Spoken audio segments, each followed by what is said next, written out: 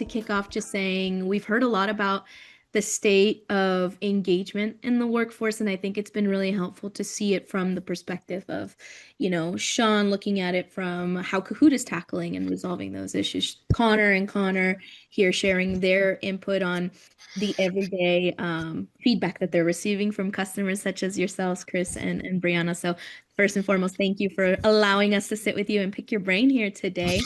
I have some questions lined up for you, and I'm happy to dive right in. But before we do, anything maybe that you want to kind of preface with regarding just some of the awesome stuff and items that we've just heard? I think a lot of what Sean has shared are hitting the nail right on the head of things that we've experienced in our industry and in our training team. And I'm really excited to see some of the things that are coming soon that we'll be Yeah, able to implement. a lot of good things. How about you, Yeah, Chris? I'm looking forward to missions, definitely. No, that's great. So yeah, a lot of the new Okay. functionality coming looks great. But yeah, I Excited. think yeah, it resonates with me as well, what Sean was talking through. Well, I'm excited because I think that this is going to be a super awesome way to even further contextualize that discussion and that discourse around how to tackle that very real workplace problem of employee engagement, plummeting and causing the type of ripple effects that it has. So with that being said, my first question here that I kind of want to field to you all and pick your brain on is regarding that Gallup report that showcased that employee engagement in the US, for example, has hit a 10-year low in 2024, and a trend that companies worldwide are experiencing as well. So it's not just isolated to the US, but I wanted to ask you, do you recognize this challenge in your organization? And more specifically, how is that manifesting itself? And I'll kind of pass the mic first over here to you, Brianna. We've definitely seen signs of that. I think it shows up as kind of a learning fatigue or even just engagement fatigue in general. So you hear a lot of, oh, this meeting could have been an email. Yeah. And so ultimately that leads to disengagement and then higher turnover. So for us, I think what we really have tried to do to combat that is really connect with people and be authentic and make sure that we want to hear our team members' voices and show them how that really matters and how it can actually input a lot of the decisions and outcomes that happen throughout their day to day. So making sure that they feel included is really important when we talk through low employee engagement. Okay. That's very interesting and to hear and also echo some of what we uncovered during Sean's session. Chris, I saw you nodding your head a good amount there. Did some of that also resonate with you? Yeah, definitely. At Virgin, I must admit, we've remained flat really over the last couple of years around engagements. We have been quite lucky in that respect, but yeah, like every industry, we have our own challenges. The majority of our workforce are remote workforce, which is our cabin crew and our pilot. So we kind of have additional challenges there on how do you engage a remote workforce. So we tend to focus very heavily, from the leadership team down really on employee engagement, because that's how serious we take it, and we focus very much around kind of lifestyle, because again, in aviation, it's a challenging industry to get that lifestyle and well-being balance, and things like that, and also I think as well, people are more career driven nowadays. So we focus very heavily on kind of mapping out career pathways, for our employees and things like that, to really give them a good insight into what's out there and what's available, because I think there's a lot Okay. people are hungrier for career succession, I think, now, and yeah, that's really important on our list as well. 100%. And I think that opens up the conversation as well, about how you, Chris, and you, Brianna, represent these two kind of completely different ends of the spectrum in terms of like the industry that you are positioned in, but the synchronicities and similarities also in the obstacles that you're facing are very, very intrinsically like tied together. And I do appreciate that you mentioned that element, Chris, specifically about there is that extra mile that leaders are having to go to, and the ones that are having real impact is that they are considering things like career progression and how to engage employees just outside of the immediate sphere of just communication. And as we heard from some of the insights that Sean shared, it is something that is becoming much more prevalent. It's evolving the language of conversation that we need to have around the item of workplace engagement. But not to get too ahead of ourselves here, I do want to take a step back and kind of set some of the stage here and talk to you all a little bit and pick your brains on how did you first come across Kahoot, and how has that then grown the trajectory, right? How has that started to expand and grow within your company? So we'll field over the microphone here to you, Chris, and I'd love to hear a little bit about how you first came across Kahoot and how that has grown. Yeah, I mean, Kahoot for me is something that I'd used very briefly previously, but never really to the extent that we use it now. And yeah, coming into the role that I'm in, I look after all of our frontline training, so our cabin teams, our airports, our customer centre and retail stores. And what's involved in that is a lot of compliance learning. And whenever you talk to people about compliance learning, their eyes roll and they kind of shut down a Mhm. little bit. And it's very much a box ticking exercise to get through. However, it is really important. And I think with the generational changes that we're seeing, the demographic of people coming through the door, I challenge my team to really kind of look at a new way of engaging in the classroom when we're doing that compliance training. And that's where we kind of we reached out and we started to talk to Kahoot. And yeah, and obviously what Kahoot was able to offer us really ticked every box that we were looking for, from an engagement perspective, the variety of choices that we've got, from like you guys have demonstrated today, all the different quizzes that you can do, the different styles, how you can really mix it up throughout training to keep people engaged during that training. And initially I was looking at rolling it out throughout our cabin crew training, but within really the first 3 months of us introducing it, I expanded it out across all my areas because I just saw the impact it was having. So yeah, really pleased with how that's supporting with engagement and within the classroom. So yeah, really good. Thane, thank you for sharing, and that's actually a really interesting timeline for you to have evaluated the need, adopted, Kahoot, and then like you mentioned, and within the 3 months time frame said, oh yeah, this is definitely helping us solve for some of these areas of obstacles for us, and let's go ahead and commit to rolling it out a little bit further, baking it in a little bit deeper into the foundational layer. I saw you also agree with some of the items there, Brianna. I'd love to hear from the side of AdventHealth, how you all came across Kahoot and how that then developed into this lovely place that we've gotten to. Yeah, so similar to Chris, my team and I, we're a very small team. We started a few years ago, maybe about 3 years ago, and we were supporting about 8 different regions. And so we used it in our internal training first. And funny thing, how do we even find out about Kahoot? Is I used it years ago in my own onboarding. So this is now like 7 years later, and it's something that I always remembered. So when I came into the training role, I was like, what can we get to really help engage people? And that was one of the first things that I thought of. Um, Now we used it in our small team. Like I said, we were supporting about 8 different regions. And since we've been using it, people are just hungry. And as far as growth, they're like, how can I use this in my day to day as well? And not just in the frontline team member trainings that they see it, because word gets around that it's a fun game and it really does help keep people engaged. So since then, we've not only continued to use it in our own frontline training and just about every single training that we do in some different ways, but those regions that we support are now on our license, and we're able to then share the Kahoots that we have, but they're able to use some new Kahoots and create some of their own. We've even gone as far as just using it in our leadership meetings to kind of help spice things up and keep those entertaining as well. Yeah.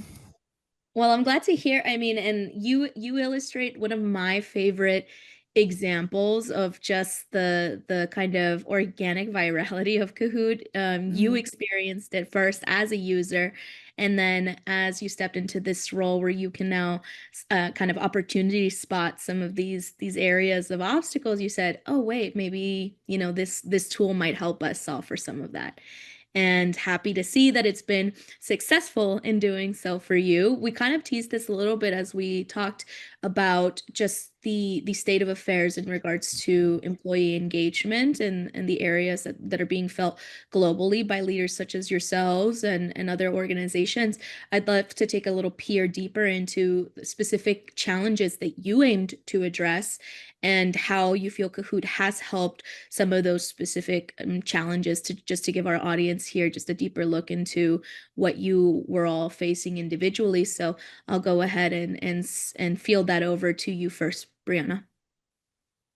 Well, I mentioned we have a small team now, and before, when we first just got started, it was even smaller. And so, one of the things that we were tasked with as this new team was how do we make training more engaging? Because we were coming from, I'm telling you, hundreds and hundreds of pages of PDFs that people would print out, put in a binder, and read out of them and go page by page every single day. And we know what the outcome is there.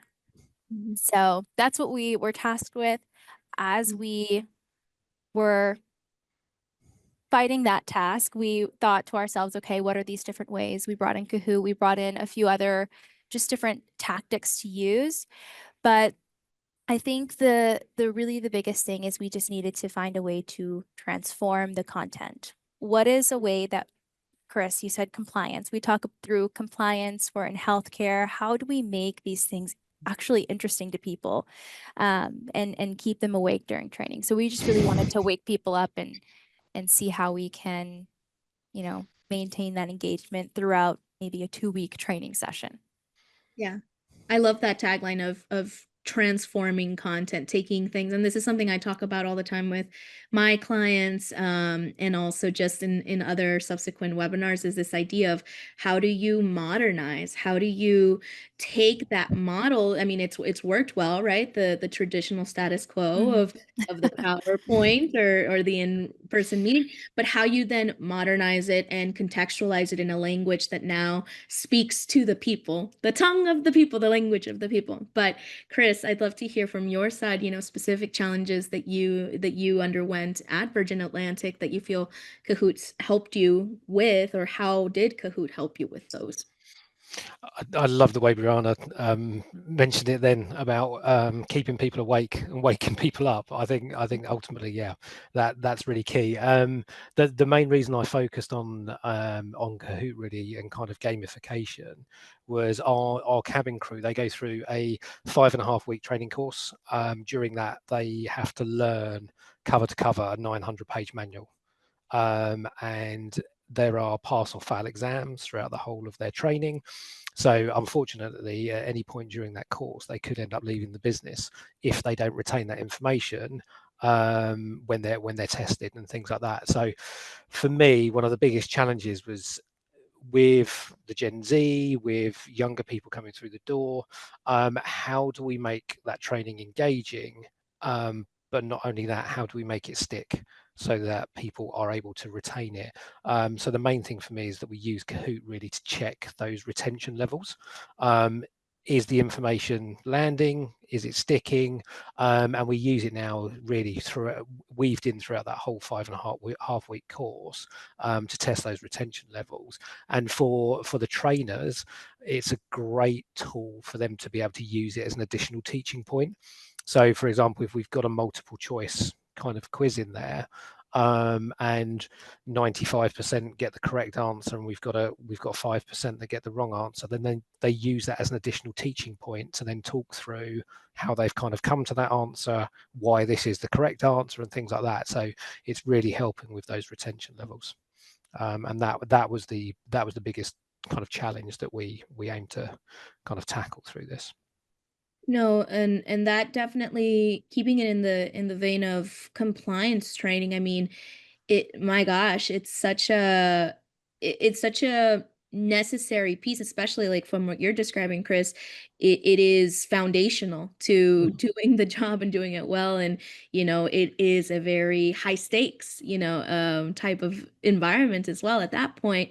Same thing I think echoed in the space of healthcare, Brianna. You have things like just important policies of managing data Mhm. properly, but then you also have the very real effect of training and enabling frontline workers with skills that they then end up leveraging in life and death situations sometimes. So there is this high stakes component to this element of compliance training. And so we know that that material tends to be drier, denser, because it is complex, it is important, it is invaluable. But just because it has already that kind of starting point doesn't mean, as you all have showcased to us here today, that you can't inject some level of interactivity to really make it stick, really make it kind of be retained, and help your facilitators as well, kind of give them a leg up, give them an assistant, if you will, in the vein of how Kahoot comes into to play into that. But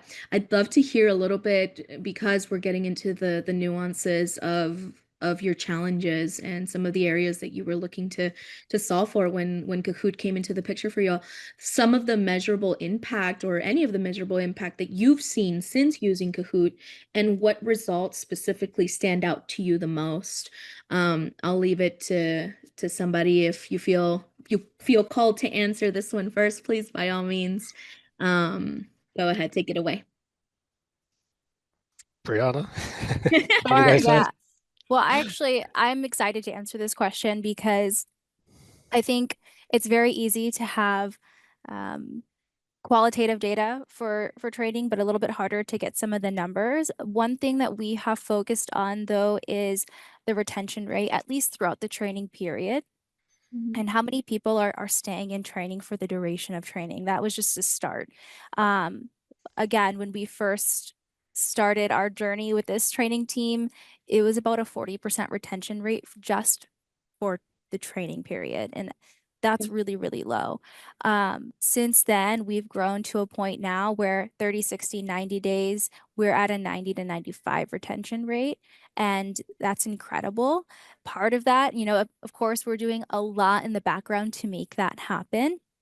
And a lot of that credit goes to my team, but how do we actually facilitate that? Because we are remote training, and that's a challenge in itself. And that's where I think Kahoot has helped so much, is being able to um, just lean into people and then lean into some of their interests and what gets them excited.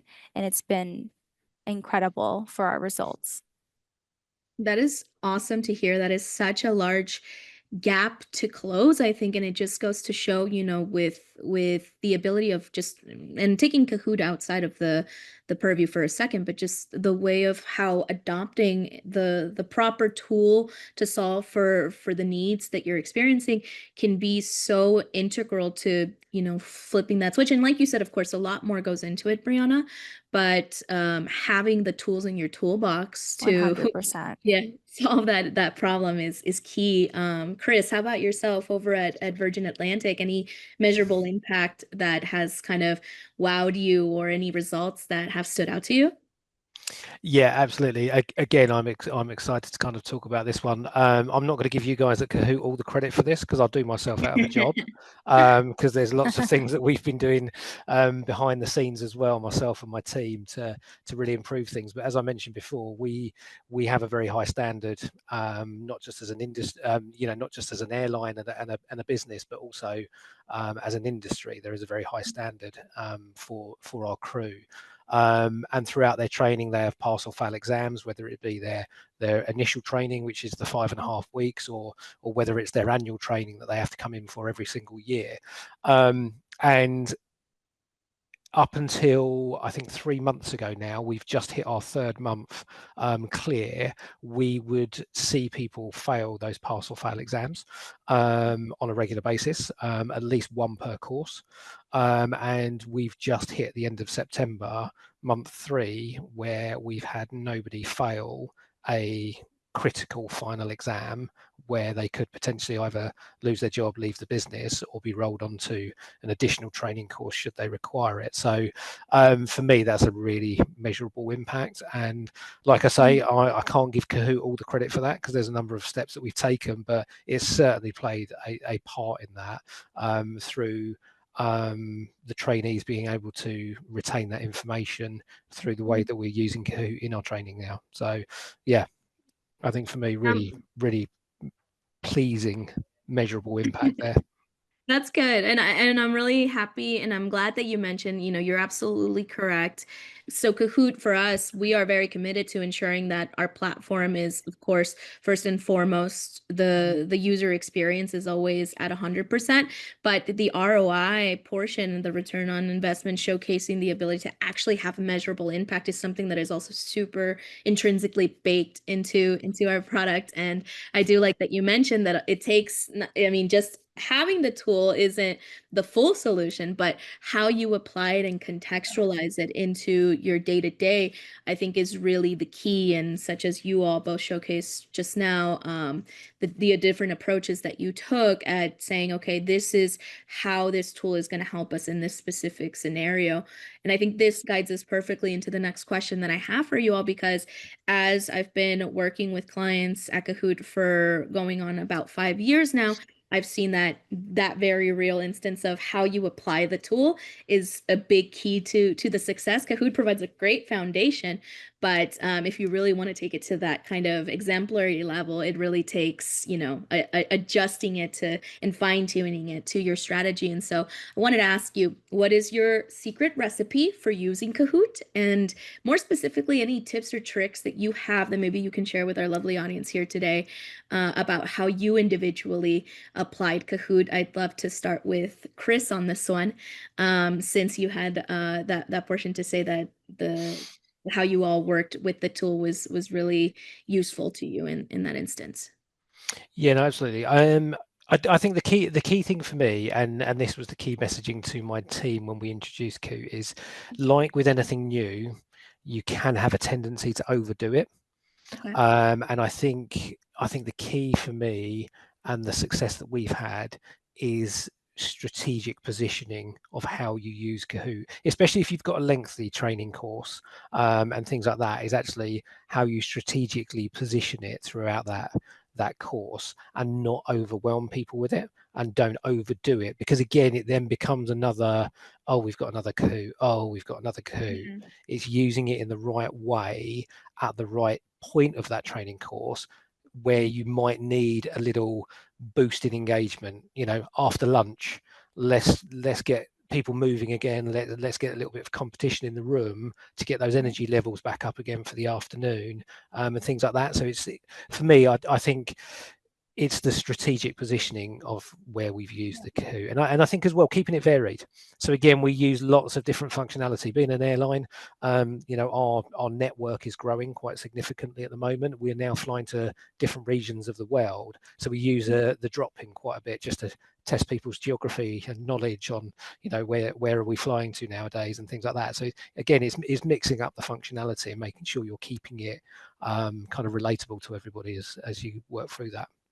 So, Yeah. yeah. And I love this theme of the variety, right? Mm. I do agree. There is a very real thing. Fatigue is real with any sort of tool, anything can lose its novelty. It's about being, like you mentioned, strategic and making sure that you're tailoring the experience to the message that you're trying to relay, I think. And even I see it all the time, folks love Kahoot, but they get really comfortable in just using something like the quiz format or the quiz question when they have this whole iceberg of awesome goodies that they could use, slides, all the different question types that you've seen here today. So I completely 100% resonate with that secret sauce, as so to speak, Chris. Yeah. Brianna, I'd love to hear from your perspective some of the things that you think contribute to your secret recipe of how you use Kahoot. Well, I don't know if it's such a secret anymore because it sounds like we're all aligned, but I 100% agree. It's the additional tools because, Sean said it, we all are saying it. There's so much more than just the quiz, though that's so fun. That's really what draws a lot of people in, right? But one thing that just as an example that we've been doing is kind of hosting what we call sparklers. Mhm. And these are something that come to the team member after they've completed a training, you know, a number of days after, to kind of just spark that thought again and get it going. And it kind of leans into my word of the year is reinforcement. Uh-huh. I think that we have to have reinforcement or else, you know, the initial learning doesn't always stick.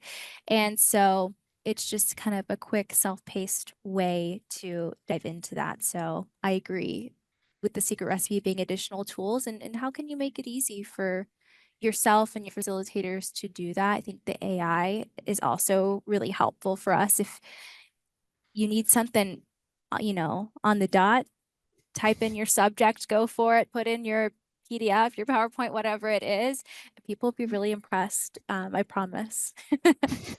I love that, and I will take creative liberties to maybe potentially borrow that terminology of sparkler. Sparkler. Yeah, to spark the thought, because you're 100% correct when we're talking about that item of retention and recall.